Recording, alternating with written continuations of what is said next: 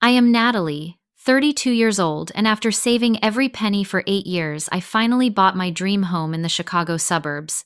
My parents always said they were proud of my independence, while my younger brother Jake seemed to float through life on their generosity. Last Sunday, our family dinner took an unexpected turn when Jake announced he was moving into my house. The smile on my face never wavered as I dropped my bombshell. Before I dive into how I turned the tables on my entitled brother, drop a comment letting me know where you are watching from. Give this video a like if you have ever had to stand up to family who took you for granted. Growing up in suburban Chicago, our middle-class family seemed picture-perfect from the outside. My parents worked hard to give us a comfortable life. Dad was an accountant at a respectable firm, and Mom taught second grade at the local elementary school. We never went without necessities, but luxuries were earned through chores and good grades. At least that was the rule for me. Jake, my brother, who is 3 years younger than me, somehow operated under a different set of family rules. When we were kids, I had to save my allowance for weeks to buy the things I wanted, while Jake would throw a tantrum in a store and walk out with a new toy. My parents claimed he was sensitive and needed extra support. This pattern continued throughout our childhood and teenage years. I still remember the summer before college when I worked 2 jobs to save for textbooks. Meanwhile, Jake spent his days playing video games and hanging out with friends. When September rolled around, my parents helped me move into my dorm, but made it clear that my education was primarily my responsibility. They contributed what they could, but I took out loans and worked part-time throughout my 4 years to make ends meet. Jake, on the other hand, received a free ride to the same university 2 years later. He failed out after 3 semesters, having spent more time partying than studying. Instead of facing consequences, my parents paid for him to attend community college, which he also dropped out of after a year. This began a pattern that would continue well into our adult lives. After graduating with my business degree, I worked my way up in a real estate firm, starting as an assistant and eventually becoming a full agent. The housing market in Chicago was competitive, but I built a reputation for honesty and hard work. Every commission check went partly into savings for my own home someday. Jake bounced between jobs like they were dating prospects. He tried bartending, but got fired for giving free drinks to friends. He worked at a cell phone store until inventory discrepancies led to his dismissal. He even attempted to sell insurance, but could not be bothered to study for the licensing exam. Each failure came with a ready excuse: bad management, toxic workplace, or just plain bad luck.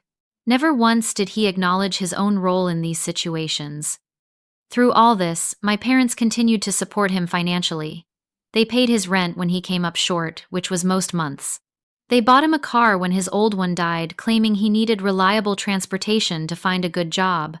They even paid off his credit card debt twice, lecturing him about responsibility, while simultaneously removing the consequences of his irresponsibility.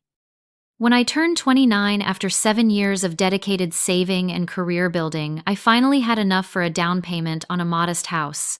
The market was hot and properties were being snatched up within days of listing.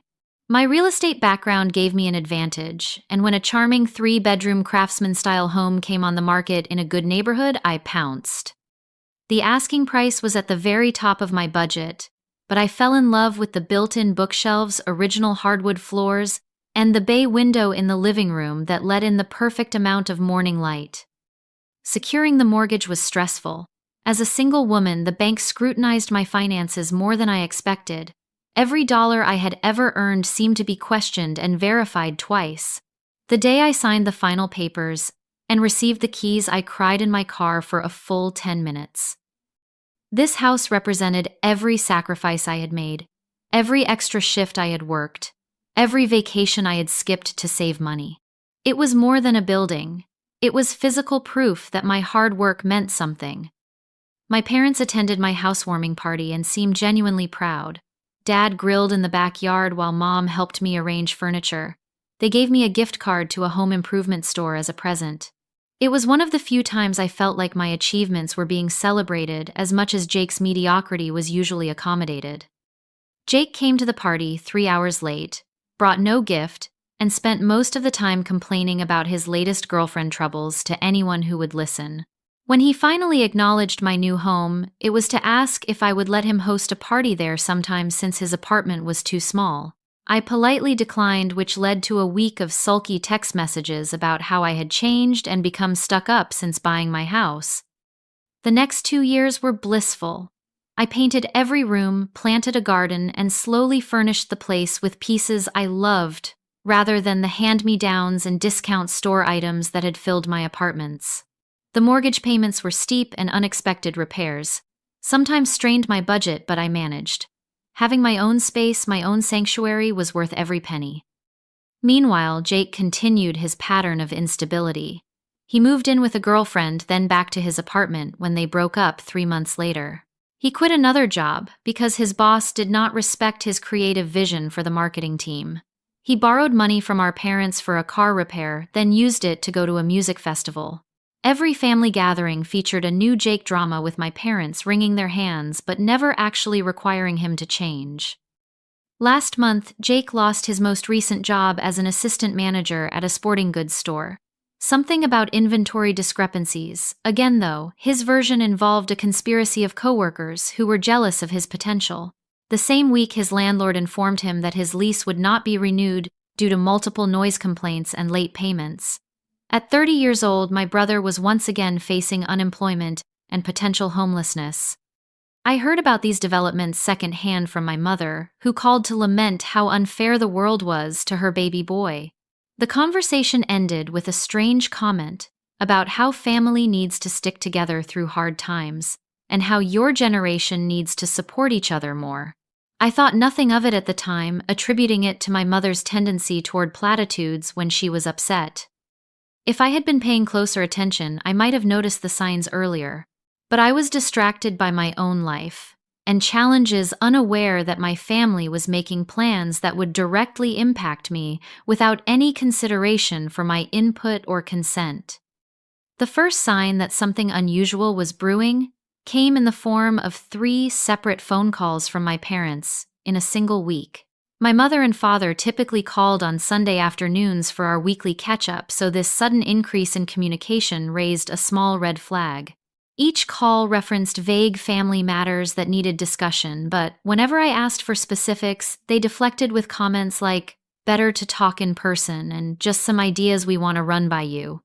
More concerning were the strange texts from Jake. After months of minimal contact, he suddenly wanted to know about my internet service provider and speed. "Just curious about what you pay for Wi-Fi," he wrote, followed by questions about which bedroom had the best natural light and whether the neighbors would mind if someone played music at night. When I asked why he needed this information, he responded with a vague "no reason" and a smiley face emoji. My suspicions grew when Jake texted me asking for the dimensions of my spare bedroom. "Just wondering how big it is, like would a king-size bed fit in there?" The room in question was my home office, where I often worked on evenings and weekends. It had never contained a bed of any size, and I had no plans to change that arrangement. Still, I was busy with work and dismissed his odd questions as Jake being Jake. That week at work was particularly stressful. I had a high-maintenance client looking at luxury properties in the Gold Coast neighborhood. The commission would be substantial if I could close the deal, but the client changed her requirements daily, sending me scrambling to find new properties that met her ever-evolving criteria. My boss made it clear that keeping this client happy was a priority for the firm, putting additional pressure on me to perform. To compound matters, my house developed a serious plumbing issue. What started as a small leak under the kitchen sink quickly escalated into a major problem with the main water line. The plumber delivered the bad news. With the sympathetic grimace of someone who knows they are ruining your day, fixing the issue properly would cost over $7,000, money I did not have readily available. This financial blow came on the heels of replacing the water heater 2 months prior and dealing with electrical issues the month before that. The charming century-old craftsman-style home that had stolen my heart was revealing its true nature as a money pit. I had depleted my emergency fund and was now facing putting a large expense on my credit card, something I had sworn never to do after watching Jake spiral into debt with that same behavior. In a moment of pragmatism overriding emotion, I called my financial advisor to discuss options. Sandra had helped me budget for the home purchase initially, and had gently suggested at the time that I might be stretching myself too thin. Now, reviewing my financial situation, she pointed out what I had been avoiding, acknowledging between the mortgage, the repairs, and my other expenses I was slowly drowning.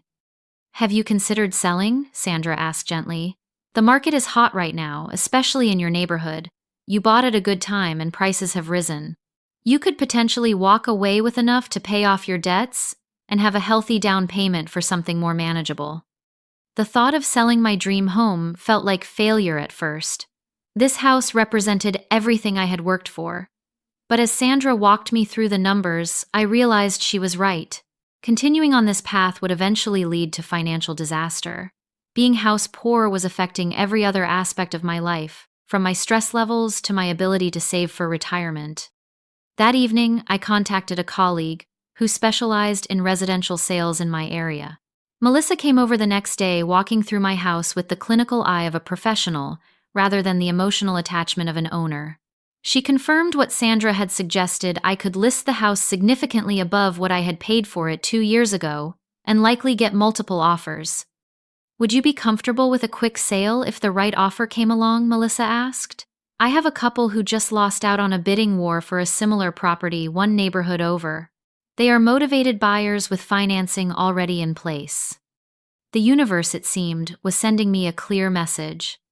The next day, the couple Melissa mentioned toured my house while I was at work.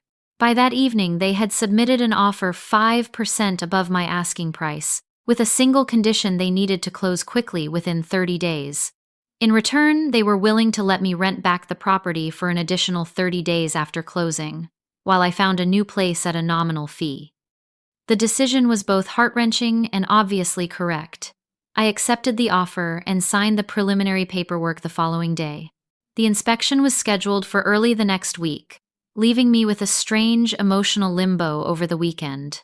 I would be attending my family's traditional Sunday dinner with this massive life change underway, yet I decided not to mention it yet. The sale could still fall through, and more importantly, I wanted to process my own feelings before dealing with my family's reactions. The inspection went smoothly, with only minor issues noted that I agreed to address before closing. By Wednesday, all contingencies had been removed and the sale was moving forward. The closing was set for the following Thursday, just one day before the next family dinner. I would walk into Sunday's meal with the deed transfer complete and a certified check representing my equity in hand. As I prepared for the dinner, a complex mixture of emotions swirled within me. Relief about my financial situation being resolved competed with sadness about losing the home I had loved. Pride in making a mature, responsible decision vied with disappointment that my dream had proven unsustainable. And underlying it all was a growing unease about Jake's strange questions and my parents' insistent calls about family matters to discuss. I chose not to tell them about selling my house until after the closing was complete, partly to avoid jinxing the deal, but mostly because I wanted to make this decision entirely on my own, without family input or drama. For once, this was about me and my needs, not about accommodating others or seeking approval. I had no idea that my decision would collide so dramatically with my family's secret plans, or that Sunday's dinner would become a turning point in all our relationships. Sunday dinners at my parents' house had been a tradition since Jake and I were in high school. Even after moving out, we maintained the ritual with rare exceptions. Mom always prepared a roast or lasagna or some other comfort food that required hours in the kitchen, and Dad would open a bottle of wine he had been saving for a special occasion. These gatherings normally had a comfortable predictability to them, a rhythm established over decades of family meals. This particular Sunday, I arrived at exactly 5 o'clock, the designated dinner time. The familiar scent of pot roast and garlic mashed potatoes greeted me as I walked through the front door. Mom had set the dining room table with the good china, which was unusual for our casual family dinners. A bottle of champagne chilled in an ice bucket on the sideboard, another departure from our typical wine with dinner. There she is. My father called from his recliner in the living room, muting the pregame show he had been watching. He stood to hug me, patting my back with unusual enthusiasm. Right on time, as always, our reliable Natalie. My mother emerged from the kitchen, wiping her hands on her apron. "Sweetheart, you look tired. Work keeping you busy." She embraced me, then held me at arm's length to examine my face. "Those dark circles under your eyes. You are working too hard, honey." "Just a demanding client and some house issues," I replied, deliberately vague. "Something smells amazing, though. Can I help with anything?" No, everything is under control. Jake should be here any minute." She exchanged a meaningful glance with my father that I pretended not to notice. "Why do not you sit down and relax? Your father opened some wine already." I accepted a glass of Cabernet and took my usual seat on the sofa, making small talk about the unseasonably warm weather and my mother's container garden on the back patio. The conversation felt forced with my parents repeatedly checking the time and the front window for signs of Jake's arrival. At 20 minutes past 5, the front door swung open, and Jake strolled in as if his tardiness was of no consequence. "Sorry I am late," he announced without sounding sorry at all. Traffic was brutal. Considering he lived only 15 minutes away and rarely apologized for anything, this nominal acknowledgement of his lateness struck me as oddly formal. What truly caught my attention, however, was his appearance. Jake had gotten a haircut, exchanging his usual shaggy style for something more professional. He wore a button-down shirt tucked into khaki pants instead of his typical t-shirt and jeans. Most surprisingly, he carried a gift bag and what appeared to be a bottle of wine wrapped in tissue paper. "Jake, you look nice," Mom gushed, accepting his offering. "And you brought wine. How thoughtful." "Just wanted to contribute to the celebration," he replied with a wink that sent a chill down my spine. Whatever was happening here had been orchestrated in advance, and I was the only one not in on the plan. When we moved to the dining room table, the unusual dynamics continued. My mother had placed Jake at the head of the table, a position typically occupied by my father. Dad took the foot of the table, leaving Mom and me on either side. As we served ourselves pot roast potatoes and green beans, the conversation remained stilted and artificial. "So, Natalie," my mother began, after a few minutes of eating in awkward silence, "that big, beautiful house of yours must feel awfully empty with just you in it. All that extra space going to waste." I chewed slowly, buying time before responding. "It is just the right size for me, actually. I use the spare bedroom as my home office, and the third bedroom is perfect for storage and guests." "But surely you get lonely," she persisted. "Such a big place for one person." My father jumped in before I could respond. "Family should stick together during tough times. That is what I always say. We need to support each other, especially now with the economy being what it is." Jake nodded sagely as if our father had just dispensed profound wisdom, rather than a transparent lead into whatever announcement was coming. "Absolutely. Family first right now." The meal continued in this vein, with pointed comments about my house, the importance of family, and thinly veiled references to Jake's recent string of bad luck. I noticed Jake checking his phone repeatedly, seemingly waiting for a specific time. My parents kept exchanging glances laden with anticipation. The champagne in the ice bucket remained unopened, clearly waiting for the main event. As Mom served her homemade apple pie for dessert, Jake cleared his throat and stood up, reaching for the champagne. "I think it is time we let Natalie in on the good news," he announced, beginning to unwrap the foil from the bottle. What good news, I asked, though a sinking feeling in my stomach told me I already knew. The cork popped with a festive sound that felt jarringly out of place, given the tension I was feeling. Jake poured champagne into 4 flutes that my mother had apparently set out in preparation for this moment. "Well, as you know, I have had some setbacks recently," Jake began, his tone suggesting he was about to announce a hard-won accomplishment rather than another handout. "My landlord is being completely unreasonable about the lease, and the job market is brutal right now for someone with my qualifications." I took a small sip of champagne, waiting for the other shoe to drop. "But every cloud has a silver lining," he continued, raising his glass. "Mom and Dad and I have been talking, and we have come up with the perfect solution. A real win-win scenario." He paused dramatically, clearly, savoring his moment in the spotlight. To new living arrangements, Jake announced, lifting his glass higher. "Starting next Saturday, I am moving into Natalie's house, just until I get back on my feet, of course."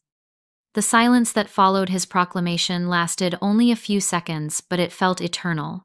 My parents were beaming at Jake, then turned expectant smiles toward me, waiting for my enthusiastic endorsement of their plan. Jake's expression was a mixture of entitlement and smug satisfaction, as if he had cleverly solved a problem. Mom and Dad said the spare bedroom would be perfect for me, Jake added, when I did not immediately respond. They figured since you are never home anyway because of work, you would not even notice me there. Plus, I can help with utilities, and maybe mow the lawn sometimes. My mother nodded encouragingly. We thought it was the perfect solution, honey. Jake needs a stable place to live while he job hunts, and you have all that extra space. Family helping family. And this way you would not be all alone in that big house, my father added. It is not safe for a young woman to live alone these days anyway. I looked around the table at their expectant faces, these people who had made plans to insert Jake into my home without even consulting me. They had discussed my living arrangements, decided what was best for me, and now expected me to gratefully accept their decision. The audacity was breathtaking. In that moment, a strange calm settled over me. The anxiety I had felt about telling them I had sold the house evaporated, replaced by a clear certainty that I was making the right decision for myself. That is an interesting plan, I said, my voice steady despite the anger bubbling beneath the surface. There is just one small problem with it. What is that, honey? My mother asked, her smile faltering slightly. I reached for my purse hanging on the back of my chair and removed the manila envelope containing the closing documents I had signed just the day before. I sold my house last week. The new owners take possession in 30 days. The silence that followed my announcement was profound. 3 pairs of eyes stared at me in varying states of disbelief. My mother's hand flew to her throat in a gesture of shock I had previously only seen in daytime soap operas. My father's bushy eyebrows drew together in confusion. Jake's mouth literally hung open, his champagne glass, frozen halfway to his lips. You are joking, right? Jake finally broke the silence, a nervous laugh escaping him. This is some kind of weird payback prank. I removed the deed transfer and closing documents from the envelope and placed them on the table. The inspection was completed on Tuesday. All contingencies were removed Wednesday, and we closed yesterday afternoon. The new owners are a lovely couple with a 5-year-old daughter who is very excited about the backyard swing set I am leaving for her. My father picked up the papers, adjusting his reading glasses to examine them. His expression darkened as he realized I was telling the truth. Natalie, why would you do something like this without discussing it with your family first? This is a major life decision. The irony of his statement was not lost on me. You mean the way you all discussed Jake moving into my house before informing me? That is completely different, my mother interjected. We were trying to help both of you. By volunteering my home as a landing pad for Jake without asking me, how is that helping me exactly? The calm I had felt moments ago was beginning to crack, years of resentment seeping through the fissures.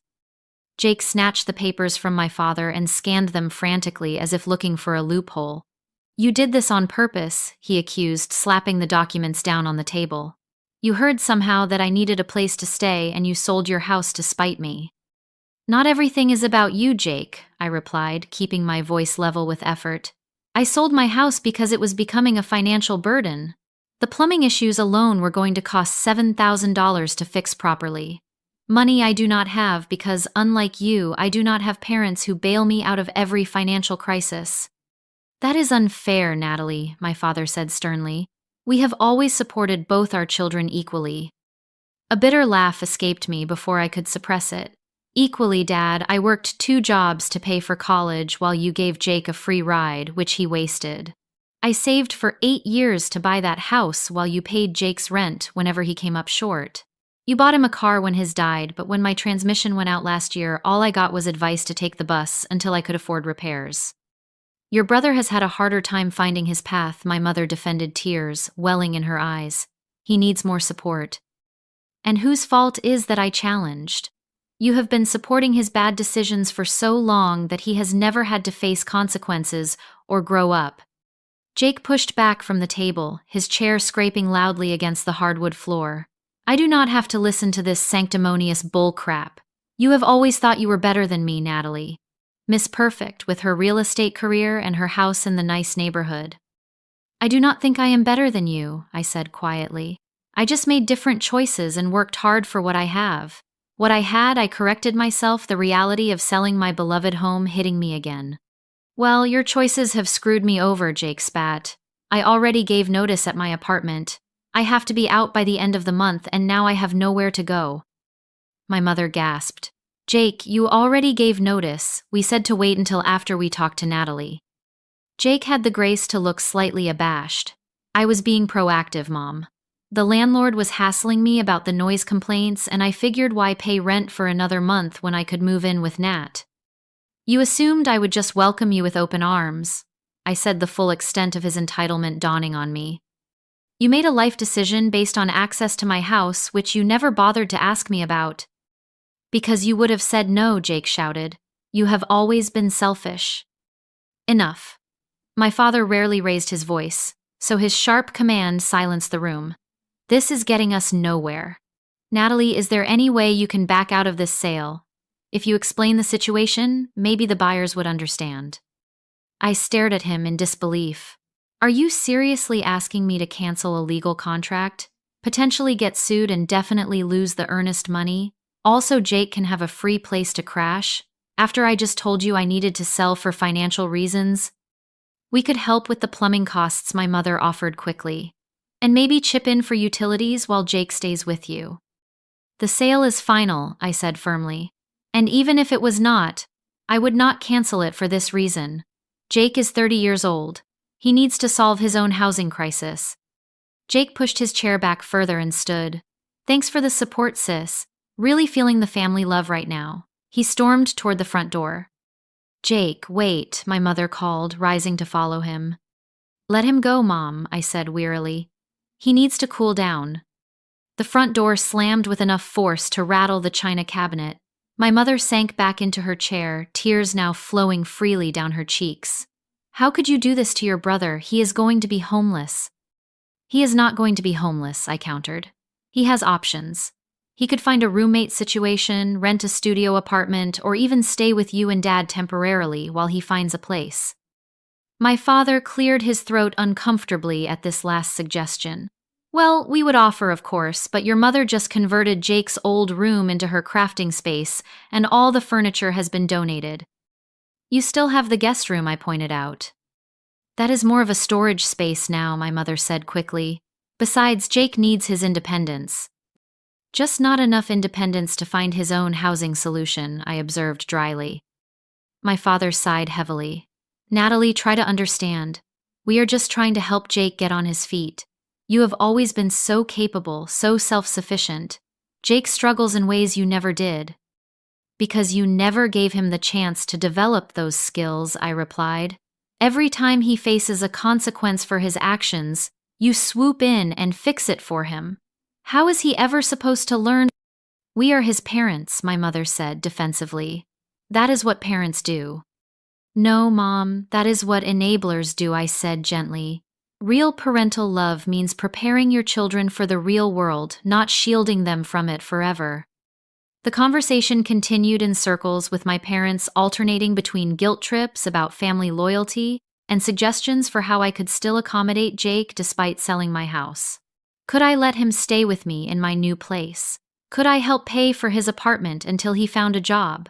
Would I consider lending him money from the proceeds of my home sale? Each suggestion made it clearer that in their eyes, my resources would always be viewed as a potential safety net for Jake.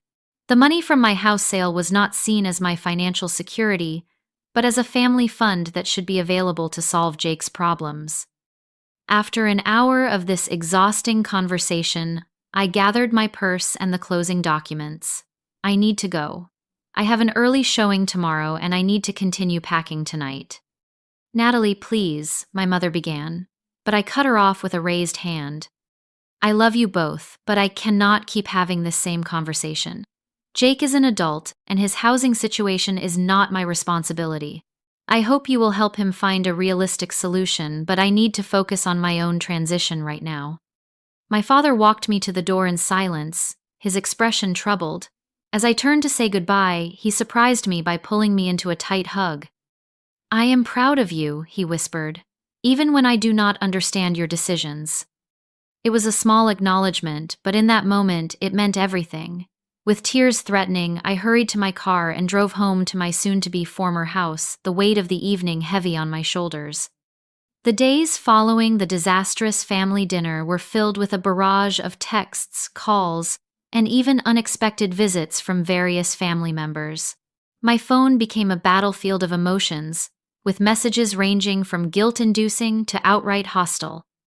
Jake predictably led the charge with a series of angry texts that evolved from, "I cannot believe you would do this to me," to detailed explanations of how I had apparently ruined his life. According to him, his entire future had been planned around moving into my house, despite this plan having been conceived without my knowledge or consent. "I already told everyone I was moving to your neighborhood," one particularly entitled message read.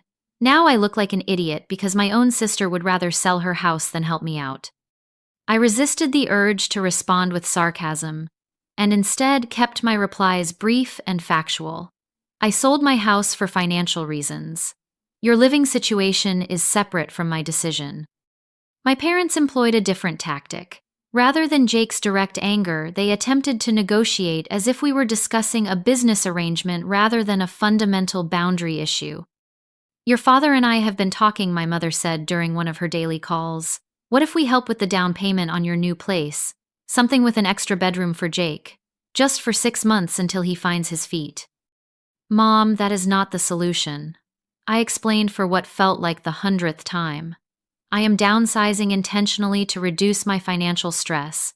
Adding Jake to my living situation would add more stress, not less." Even extended family members began to weigh in. My Aunt Susan, my mother's sister, called to express her disappointment in my lack of family values. My cousin Patrick sent a lengthy email explaining how his brother had lived with him for a year during a rough patch and how it had strengthened their bond. Neither acknowledged the fundamental difference. Those arrangements had been mutual agreements, not unilateral declarations. Throughout this familial pressure campaign, I continued the practical work of preparing for my move. The buyers had agreed to let me rent back the house for 30 days, after closing giving me a month to find a new place and relocate.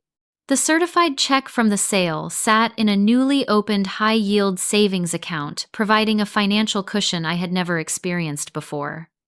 Working with a different colleague from my real estate firm, I began viewing apartments and small condos in more affordable neighborhoods. After years of stretching myself thin to maintain the dream house, I found the prospect of a simpler living situation surprisingly appealing. A small, modern condo with no maintenance responsibilities and significantly lower monthly costs represented a different kind of freedom. One afternoon, while signing the lease on a charming one-bedroom apartment in a converted warehouse building, my phone buzzed with a text from Jake. "We need to talk. Coming over after work." I considered telling him not to come, but decided it might be better to have this conversation face-to-face rather than through more heated text exchanges. When I arrived home from the leasing office, Jake's car was already parked in my driveway and he sat on the front steps waiting. "Nice of you to let me know you were coming," I said, unlocking the front door and gesturing for him to follow me inside. The living room was already half-packed, with labeled boxes stacked against the walls and the artwork removed, leaving ghostly rectangles on the painted surfaces. Jake looked around with a frown, the reality of my move apparently hitting him for the first time. "So you are really going through with this," he said, not as a question, but as an accusation. "The house is already sold, Jake. The new owners take possession in 24 days. I set my purse down and crossed my arms. "What did you want to talk about?" Jake ran a hand through his hair, a gesture reminiscent of our father when he was stressed. "Mom and Dad said I should apologize for how I acted at dinner. So sorry about that, I guess." The half-hearted apology hung in the air between us. "Is that all you came to say?" "No," he admitted, dropping onto the sofa without invitation. "I came to see if we could work something out. I am in a real bind here, Nat. My landlord is being a complete jerk about the noise complaints, which were totally exaggerated, by the way. He is not renewing my lease no matter what, and I have to be out by the end of the month." "That is unfortunate, but it does not change my situation," I replied, remaining standing. The house is sold. I am moving to a one-bedroom apartment that barely fits my own furniture, let alone a roommate. What about a loan then? Jake asked, leaning forward. Just enough for first and last month's rent and security deposit on a new place. I will pay you back as soon as I find a new job. The familiar pattern threatened to repeat itself.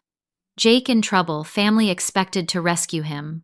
Promises of repayment that would never materialize. For a moment, I considered it. The money from the house sale meant I could afford to help him without significant hardship to myself.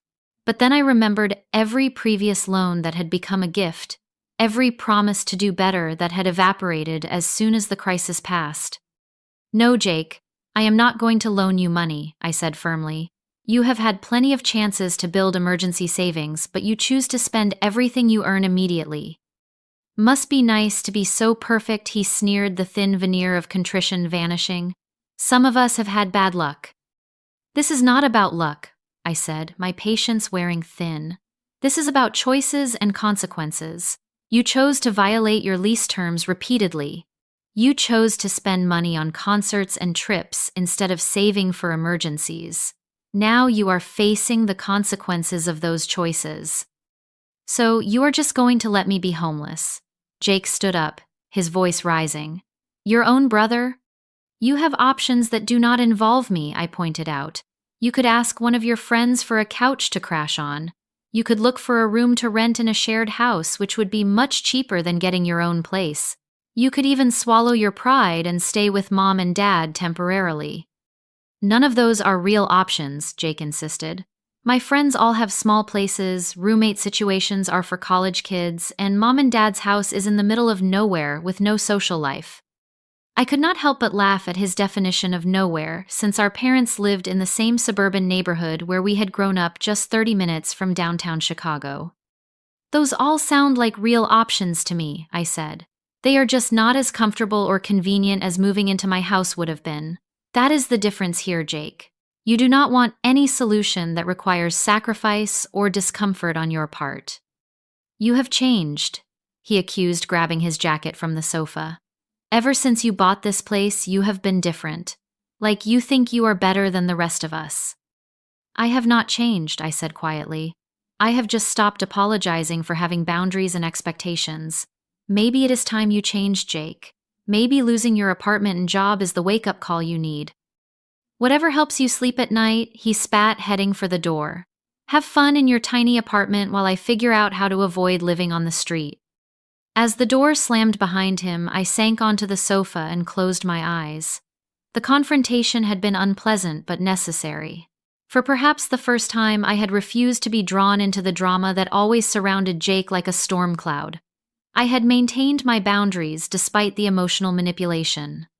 It felt both terrible and liberating, like lancing a wound that had been festering for years. The immediate pain was intense, but I could already sense that healing would follow. As I looked around at the half-packed boxes and the home I was leaving behind, I realized I was not just moving physical locations, but moving forward in my life. The next morning, I woke to a text from my father. Your mother and I have been talking. Jake will stay in the guest room until he finds a place. We would appreciate if you could help us clear out some of the storage to make space for him. It was a small victory, but a significant one. For the first time, my parents were stepping up to help Jake in a way that did not involve imposing on me or enabling his worst habits. Maybe they were finally beginning to understand the difference between supporting and enabling. As I continued packing and preparing for my move, I made a difficult but necessary decision. I needed a break from family drama to focus on establishing my new life. I sent a group text to my parents and Jake explaining that I would be taking some time for myself over the next few weeks. I would be available for emergencies, but needed space to deal with my move and adjust to my new living situation. The responses were predictably varied. My mother expressed hurt and confusion. My father sent a simple, "We understand. Take the time you need." Jake did not respond at all. It was not a permanent solution, but it was a start. A chance to reset the dysfunctional patterns that had defined our family relationships for too long. As I sealed up another box of belongings, I felt lighter than I had in years, despite the bittersweet reality of leaving my dream home behind. Moving day arrived, with the peculiar mix of exhaustion and excitement that accompanies major life transitions. The moving company I had hired arrived promptly at 8 in the morning, and the systematic dismantling of my life in the dream house began in earnest. Each piece of furniture carried out the door represented a memory, an investment, a piece of the life I had built for myself. The bay window, where I had spent countless Sunday mornings reading with coffee in hand. The dining room table, where I had hosted dinner parties for friends and colleagues. The antique desk in my home office, where I had worked late into the night on complicated real estate deals. All loaded into a truck, destined for a space less than half the size of the one I was leaving. As the movers worked, I wandered through the increasingly empty rooms, saying a private goodbye to the house that had represented so much to me. In the master bedroom, I ran my hand along the wall. I had painted 3 times before finding the perfect shade of blue. In the kitchen, I remembered the disastrous attempt at making homemade pasta that had left flour on every surface. Each room held memories, some joyful, some painful, all part of the life I was now consciously choosing to leave behind. When the last box was loaded, I did a final walkthrough with the new owners. The young couple was visibly excited, already discussing where their daughter's toys would go and which room would become their home office. Their enthusiasm was infectious, and I found myself sharing in their joy, even as I handed over the keys. My house would become their home, and there was something beautiful about that continuation. The first few weeks in my new apartment were an adjustment. The space was modern and low maintenance, with concrete floors, exposed brick walls, and large industrial windows that flooded the open-concept living area with natural light. It was stylish in a way my old house had never been, but it took time to adapt to the smaller footprint and the sounds of city living outside my windows. What surprised me most was the financial relief I felt almost immediately. After paying off the remaining mortgage and setting aside money for taxes, I had enough left to clear all my outstanding debts and establish a healthy emergency fund. My monthly expenses dropped dramatically without the burden of the mortgage and constant home repairs. For the first time in years, I could look at my bank account without a knot of anxiety forming in my stomach. Meanwhile, across town, my family was undergoing their own adjustment period. True to their word, my parents had cleared enough space in their guest room to accommodate Jake temporarily. According to the occasional updates from my mother, the arrangement was not without challenges. "He stays out until all hours," she complained during one of our brief phone conversations. "And he leaves his dishes in the sink, even though I have asked him a dozen times to rinse them." I listened sympathetically but resisted the urge to say, "I told you so." This was a lesson my parents needed to learn for themselves. The real surprise came about a month after my move when my father called with unexpected news. "Your brother has a job interview tomorrow," he announced with cautious optimism. "An actual professional position with that marketing firm downtown. He asked me to help him prepare for it." "That is great," I replied, genuinely pleased. "What changed?" "Well," my father said with a chuckle, "your mother implemented some house rules. Rent due on the first of the month, chores assigned weekly, and a curfew for weeknights." Jake pitched a fit at first, but when she stood firm and I backed her up, he realized we were serious. "Mom is charging him rent." I could not keep the shock from my voice. "Not much," my father admitted, "just enough to give him some responsibility. We are putting the money aside to help him with a security deposit when he finds his own place. But he does not know that part." It was a small step, but a significant one. For perhaps the first time my parents were treating Jake like an adult, capable of meeting expectations rather than a perpetual child in need of rescue. 2 weeks later, the family gathered for the first Sunday dinner since the confrontation. I arrived with some trepidation, unsure what reception to expect.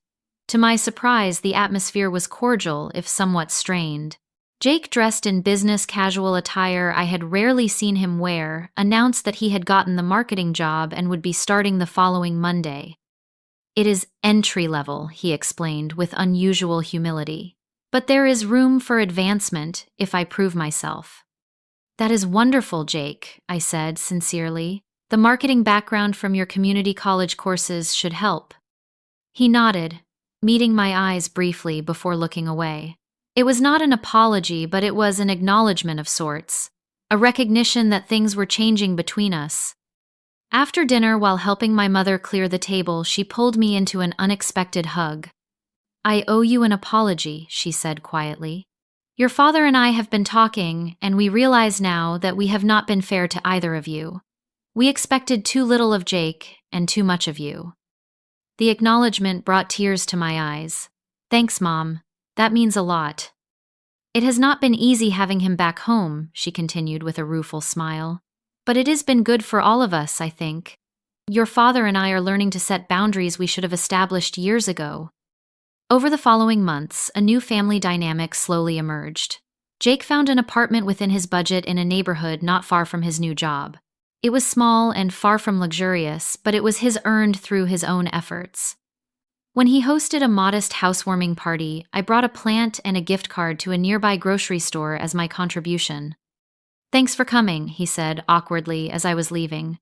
"I know things have been weird between us." "Family is complicated," I replied with a smile. "But we are figuring it out." "For what it is worth," he added, hands shoved in his pockets. "I get it now. Why you were so protective of your house and your independence. I should not have expected you to sacrifice what you worked for just because I made poor choices." It was not a grand apology, but from Jake it was significant progress. "I appreciate that. And for what it is worth, I am proud of what you are building for yourself now." As summer turned to fall, I found myself settling comfortably into my new life. The apartment had become home decorated with my favorite pieces from the house, and a few new additions better suited to the urban industrial aesthetic. My financial situation had stabilized, allowing me to focus on building my career rather than just paying bills.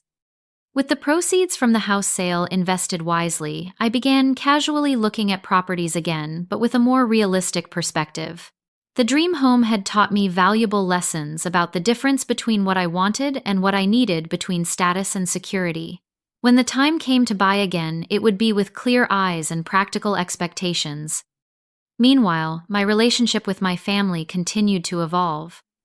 My parents, seeing the positive changes in Jake's life, began to understand the damage their enabling had caused.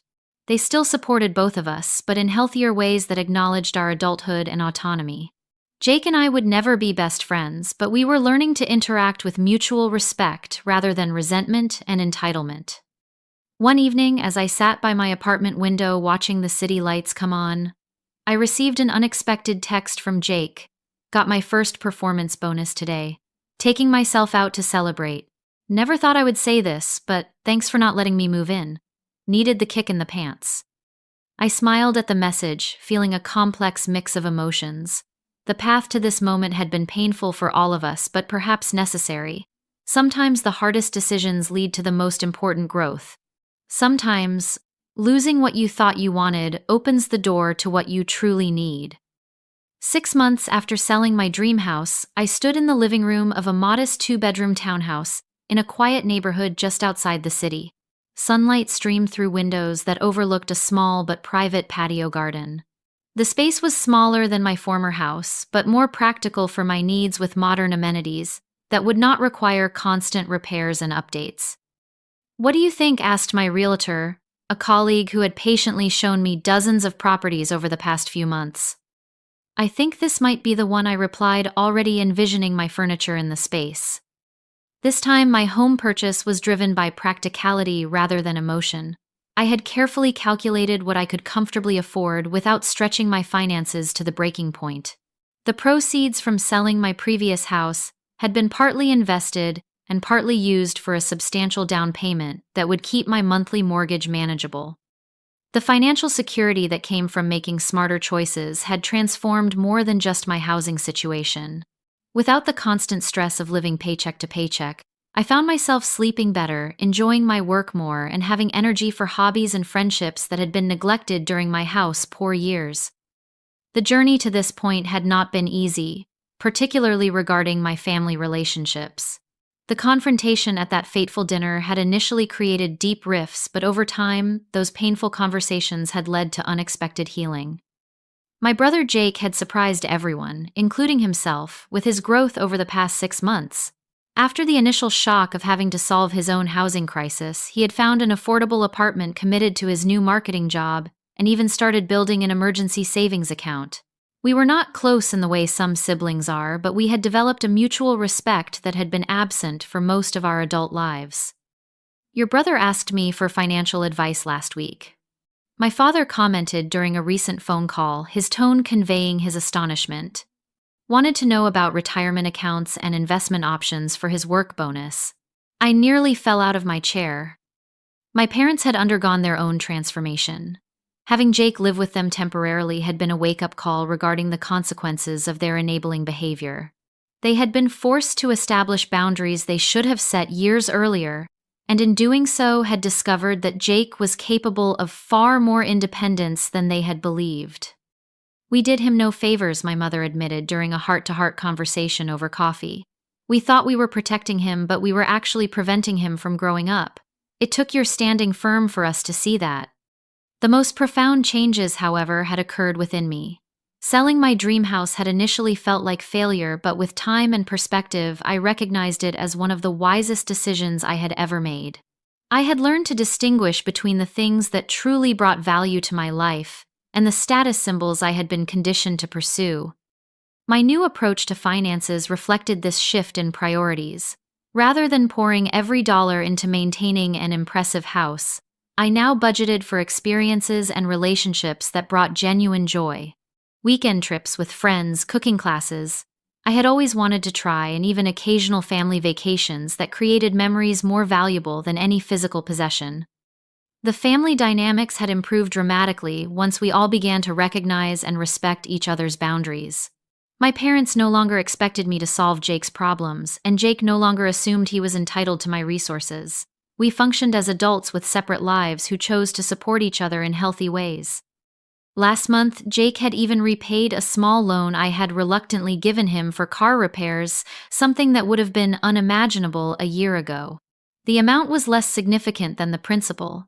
He was taking responsibility for his obligations and honoring his commitments. As I signed the purchase agreement for my new townhouse, I reflected on the lessons learned through this challenging period. True family support means encouraging independence, not enabling dependence. By refusing to let Jake use my house as an escape from consequences, I had ultimately helped him far more than if I had given in to family pressure.